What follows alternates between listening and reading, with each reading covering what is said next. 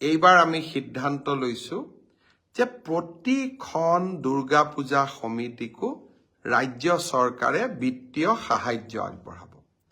আমি বিহুৰ সময়তো বিত্তীয় সাহায্য আগবঢ়াওঁ, দুৰ্গা পূজাতো বিত্তীয় সাহায্য আগবঢ়াম, আৰু কেইদিনমান পিছত ভাওনাৰ সময় আমি ভাওনাতো বিত্তীয় সাহায্য আগবঢ়াম। অৰ্থাৎ ৰাজ্য চৰকাৰে অসমৰ প্ৰতিটো উৎসৱৰ সময়ত আমি একেলগে জনসাধাৰণৰ লগত যাতে উৎসৱ পালন কৰিব পাৰোঁ তাৰ বাবে আমি এনেবোৰ নতুন আঁচনি আৰম্ভ কৰিছোঁ।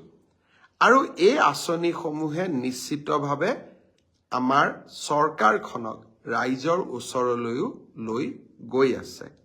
মই শাৰদীয় দুৰ্গা পূজাৰ যিসমূহ সমিতিয়ে এতিয়ালৈকে উপায়ুক্তৰ বা আয়ুক্তৰ কাৰ্যালয়ত যোগাযোগ কৰা নাই, তেখেতসকলকো মই অনুৰোধ কৰিম যে আপোনালোকে আয়ুক্তৰ কাৰ্যালয়ত যোগাযোগ কৰিব, যাতে দুৰ্গা পূজাৰ বাবে নিৰ্দিষ্ট ধনৰাশি আপোনাৰ পূজা সমিতিখনেও পাব পাৰে। এইবাৰ আমি সিদ্ধান্ত লৈছো যে প্ৰতিখন দুৰ্গা পূজা সমিতিকো ৰাজ্য চৰকাৰে বিত্তীয় সাহায্য আগবঢ়াব। আমি বিহুৰ সময়তো বিত্তীয় সাহায্য আগবঢ়াওঁ, দুৰ্গা পূজাতো বিত্তীয় সাহায্য আগবঢ়াম, আৰু কেইদিনমান পিছত ভাওনাৰ সময় আমি ভাওনাতো বিত্তীয় সাহায্য আগবঢ়াম।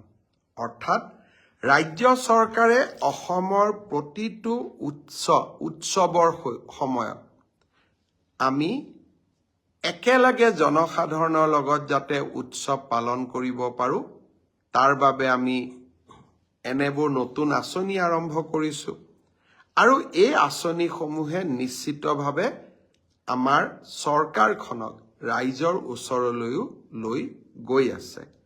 মই শাৰদীয় দুৰ্গা পূজাৰ যিসমূহ সমিতিয়ে এতিয়ালৈকে উপায়ুক্তৰ বা আয়ুক্তৰ কাৰ্যালয়ত যোগাযোগ কৰা নাই, তেখেতসকলকো মই অনুৰোধ কৰিম যে আপোনালোকে আয়ুক্তৰ কাৰ্যালয়ত যোগাযোগ কৰিব, যাতে দুৰ্গা পূজাৰ বাবে নিৰ্দিষ্ট ধনৰাশি আপোনাৰ পূজা সমিতিখনেও পাব পাৰে।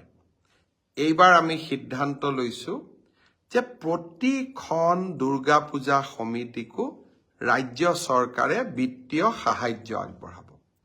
আমি বিহুৰ সময়তো বিত্তীয় সাহায্য আগবঢ়াওঁ, দুৰ্গা পূজাতো বিত্তীয় সাহায্য আগবঢ়াম, আৰু কেইদিনমান পিছত ভাওনাৰ সময় আমি ভাওনাতো বিত্তীয় সাহায্য আগবঢ়াম।